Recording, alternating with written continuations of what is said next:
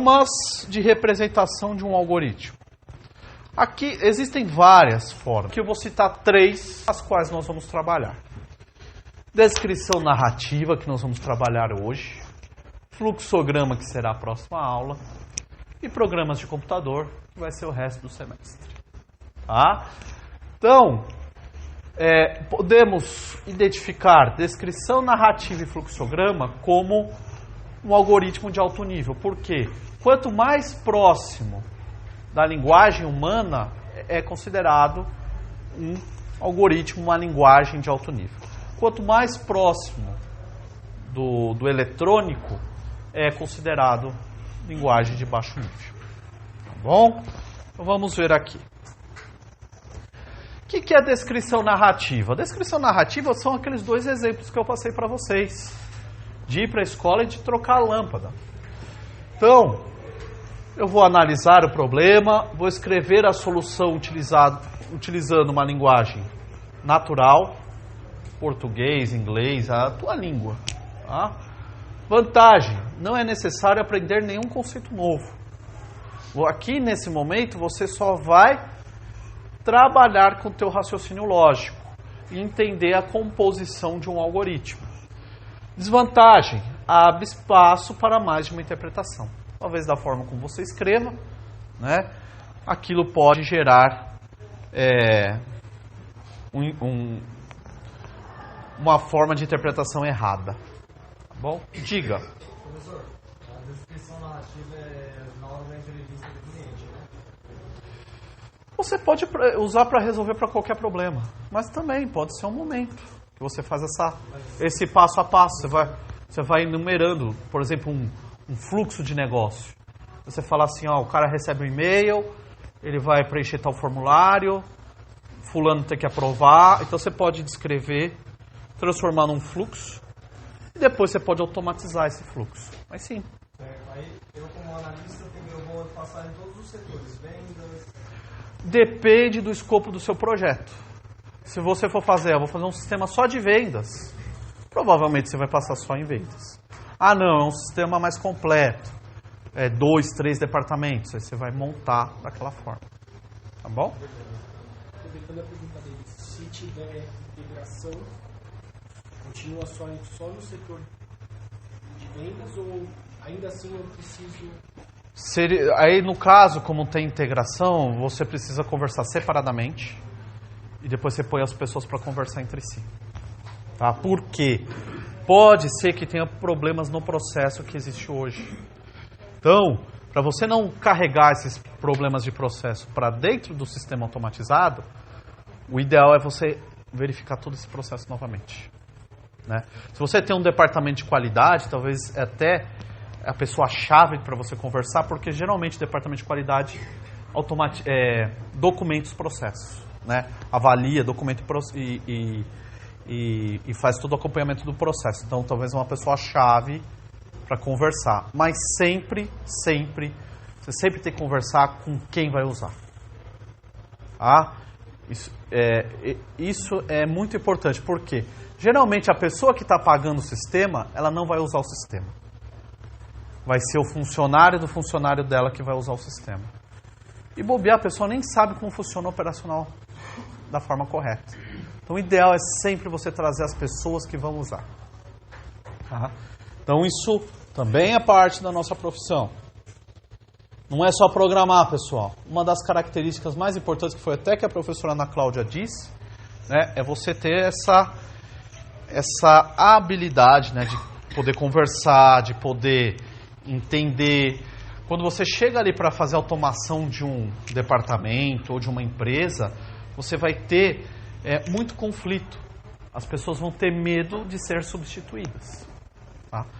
E, na verdade, você quer liberar o processo banal, processo operacional repetitivo, isso você vai automatizar, para que a pessoa tenha uma função mais de análise, uma função mais de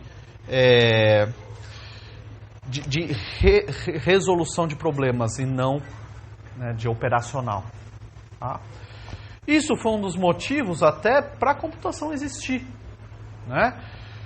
Se você pega ali o conceito, né, de contabilidade, antigamente, para você fechar, né, um ano contábil ou você fechar um livro caixa, você precisava de centenas de contadores, todos dentro de uma sala fazendo toda a apuração. A partir do momento que você consegue automatizar, você não está superando o conhecimento daqueles contadores. Eles têm um conhecimento global. Você está automatizando o processo manual, processo repetitivo, né? Informática é uma palavra francesa, informação automática. Então o objetivo é esse, pegar esse processo manual repetitivo e automatizar. Hoje em dia nós temos conceitos que vão um pouco além, né? Um BI, um sistema de análise de mercado, um sistema de gerência, um sistema de diretoria. Você tem essa parte que você vai, a partir dos dados todos coletados de todas as partes da empresa, ao chegar num indicador. Mas sempre vai precisar de uma pessoa para analisar. Esse indicador é importante, né? Esse indicador vai me trazer alguma vantagem? Sempre vai precisar de uma pessoa para fazer análise. Isso é para você automatizar o processo. Outro tipo de algoritmo, fluxograma. Analisar o enunciado do problema e escrever utilizando símbolos gráficos pré-definidos. Vantagens: o entendimento de elementos gráficos é mais fácil que o entendimento de texto, né? Sempre um gráfico é mais fácil, um modelo é mais fácil do que texto. Desvantagem: aprender a simbologia dos fluxogramas, poucos detalhes no algoritmo resultante. Tá? Posso ter os três? Pode. Principalmente se é algo muito complexo. É uma racionalização que você levou muito tempo ali para alcançar. Então, até mesmo quando você for fazer o teu exercício, tua atividade, faça um programa em linguagem C. Não entendi a lógica, não alcancei a racionalização. Não faça um programa diretamente. Não começa a digitar comando. Faz o fluxo primeiro. Resolve o algoritmo primeiro de uma forma, de uma linguagem de alto nível. E depois você transforma. Tá? É importante. Então aqui os símbolos do fluxograma. Isso a gente vai trabalhar melhor na semana que vem. Então, por exemplo, esse símbolo é utilizado para início e fim do meu fluxograma. Mas lembra que eu falei que o algoritmo precisa ter término? Então, início e fim. Traço, a seta representa o caminho ali do fluxo que vai seguir. Né? De qual instrução para qual instrução, de qual símbolo para qual símbolo ele vai andar. Retângulo é utilizado para ações, cálculos, coisas do tipo. Né? Esse símbolo é utilizado para representar a entrada de dados. Então, por exemplo, informe 2 números. Esse símbolo para exibição de dados, exibição de informação. Decisão. Não se preocupem agora, depois a gente vai ter aula da semana que vem, é específica de fluxograma. Aí a gente vai aprender direitinho a fazer fluxograma. Tá? Então aqui um exemplo. Algoritmo para mostrar o resultado de multiplicação de 2 números. O início, vai ter a seta que está identificando. Ele vai formar 2 números, N1 e N2. Vai pegar aqui, vai multiplicar um por outro, né? Média igual a N1 vezes N2. Vai e acaba o algoritmo. Tá? Então, um exemplo de um algoritmo em formato de fluxograma. Só vou fazer em baixo nível? Não, você pode fazer um fluxograma para você documentar o processo de uma empresa. Por exemplo, quando chega um produto, como que eu vou colocar ele em estoque? Você pode criar um fluxograma para você documentar todo esse fluxo.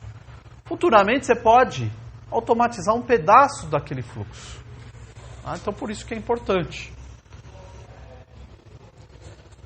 E aqui é um exemplo, né? Deixa eu só ver se... Aqui o exemplo né, em formato, né, de um programa. Aqui está em Portugal, pessoal. Portugal é uma linguagem para ensino, tá? Mas a gente nem usa aqui. Mas, por exemplo, ele transformou aquele fluxograma em comandos. Tá? Então, cada linguagem tem os seus comandos. Tá bom? Dúvidas, pessoal? Não? Legal. Isso aqui é muito importante. Por quê? Ele é o paradigma que define todas as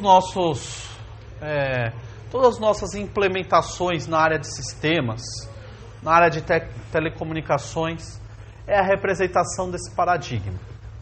Tá? Entrada, processamento, saída. Então vamos pensar em alguns exemplos de entrada, processamento e saída.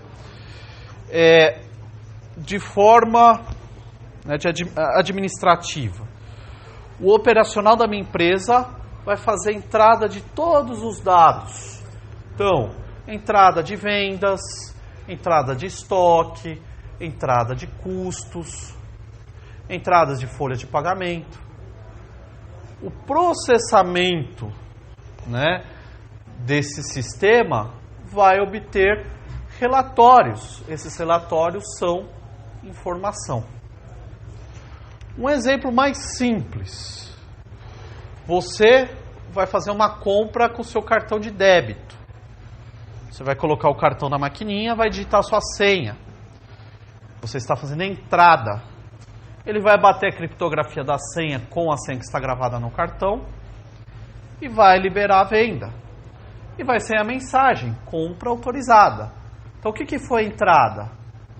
O teu cartão, a sua senha e qual o orçamento? A venda em si e a saída foi a mensagem, compra autorizada. Tá? Outro exemplo, você está com o teu smartphone, você clicou em um ícone do seu smartphone. Então, na hora que você clicou no ícone, quando você fez o touch do ícone, ele definiu ali a posição X e Y, onde estava o ícone. Ele teve isso como entrada, processou, carregou aquele programa e a saída foi a exibição lá do aplicativo lá no seu smartphone. Você vai, por exemplo, entrar no Siga lá para ver tuas notas, tuas faltas. Você tem uma tela de login. Você vai pôr teu e-mail e senha. Ele vai processar, verificar se ele e-mail e senha existe. Vai carregar os seus dados das suas notas, das suas disciplinas e vai mostrar na tela as informações das suas notas e disciplinas. Tá? Então, em qualquer sistema, pessoal, entrada, processamento, saída. Então, um algoritmo também é composto dessa forma. Você vai ter comandos de entrada, comandos de processamento, comandos de saída. Um fluxograma também tem símbolos de entrada, símbolos de processamento e símbolos de saída. Tá? Esse paradigma ele é baseado no próprio ser humano. Tá? Nós podemos fazer analogia ao ser humano. Por quê? O ser humano tem como input, né, como entrada, os sentidos. Visão, audição, tato, olfato, paladar. Esses sentidos fazem as entradas de dados para o nosso cérebro. Dependendo do nosso cérebro, né, foi educado, ele vai processar aqueles dados entrantes e vai fazer uma saída. Como que pode ser essa saída? Correr, falar, né, ficar emocionado, chorar, né, fazer uma ação. Tudo isso são saídas. Então, nada mais é que uma analogia do próprio ser humano, né, do sistema neural do ser humano. Entrada de dados, processo aqueles dados e obter uma saída que é uma informação. Tá? Por isso que eu sempre falo, podemos fazer a correlação. Entrada de dados, o processamento é uma problematização que não deixa de ser um algoritmo. Tá? O algoritmo vai processar esses dados e eu vou obter uma informação. A informação são os dados, né, produto de um algoritmo. Informação, ela tem um destinatário e ela tem um tempo de vida. Tá? Exemplo, você emitiu um relatório de vendas. Você pegou todas as vendas do mês, montou um relatório, pegou os totais, calculou tudo bonitinho. Se você demorar 2 meses para entregar aquilo para o teu gerente, não vai servir para nada. Então, por isso que a informação tem um destino, tem uma pessoa que vai usar aquela informação, que seria o teu gerente, e tem um tempo de vida, que vai ser ali, logo no mês, para ele poder tomar ação exata. Tá? Isso para tudo, tá, pessoal? Então, entender bem qual que é a diferença de dados e informação. Informação pode virar dado para outro processamento, para outra obtenção de informação. Tá? Mas basicamente funciona dessa forma. Então, na hora de pensar o algoritmo, na hora de montar um programa, sempre pensar, primeiro eu preciso fazer a entrada, depois eu vou processar esses dados e depois eu vou fazer a saída. Legal? Dúvidas, pessoal? Ótimo.